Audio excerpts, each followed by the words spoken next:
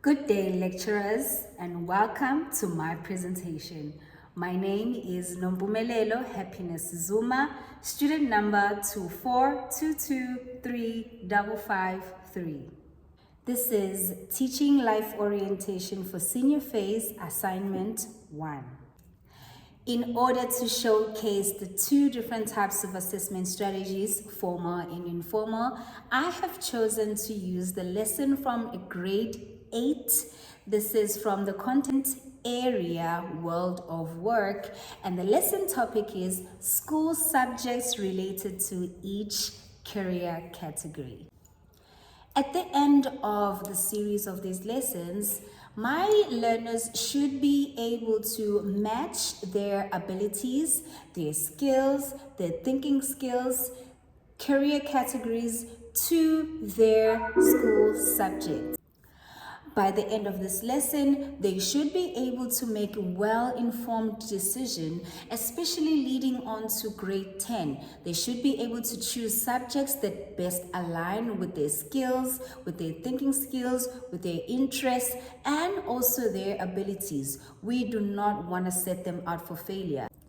In the introduction of my lesson, I like to start off with fun little review games. So I'm going to give my students a piece of paper, line them up into groups of 4, and have them try to recall 6 different types of career activities. They are also to discuss the required abilities and skills for each category. This is a great activity to get them thinking, to get them to recall, and also to refocus from one subject onto life orientation. After that, the teacher is supposed to gather all the students again, gather their attention, and then try to redirect today's lesson, which is based on school subjects. Now, the teacher will write the question on the board: which school subjects is suitable with artistic careers? And the learners are to think about it and then try to come up with some ideas. And then the teacher must list all the NSC subjects on the board and try to have the learners figure out which subjects align with which career. Next, it is very important and crucial for the teacher to explain to the students the importance of aligning their subjects to their skills, their abilities, and their foreseeable careers. Teacher explains the following informal assessment to the learners, and learners are to match. They are to use the worksheet provided to match the skills, abilities, career categories, thinking skills, and their school subject. I have chosen these 2 informal activities as collaborative work because in life orientation, it's really important that learners understand the importance of collaboration and cooperation in problem solving. So the first activity, they're working in groups of 4 and they are timed to only 5 minutes. So group dynamics are going to be an issue. Now learners are going to have to learn to listen to each other, practice their listening skills, practice their recording skills, try to work and respectfully as they can. Similarly, with the second informal activity, which is also a pair activity, this was done so that we limit the groups, keep the groups much smaller.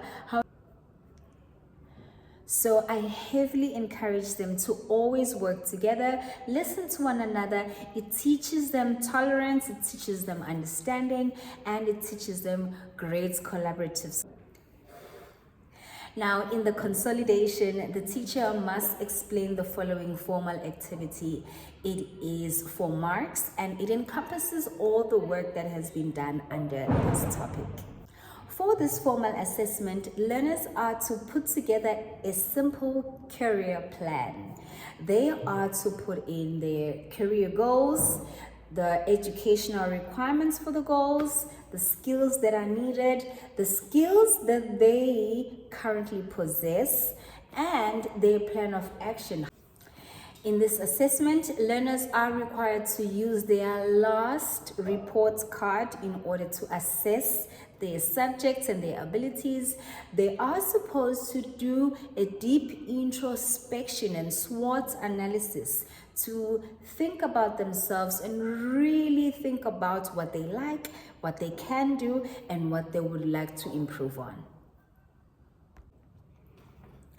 Upon completing this lesson and the few lessons prior to this one, my learners will be able to use this knowledge in order to make informed and sound career choices. They should be able to choose the proper subjects that align with their skills and interests when they get to grade 10. And they should be able to also think about certain skills that they may want to develop. They might also want to think about certain careers that they think they might be able to fit into. It's never too late. They're still in grade 8. They may still develop some skills.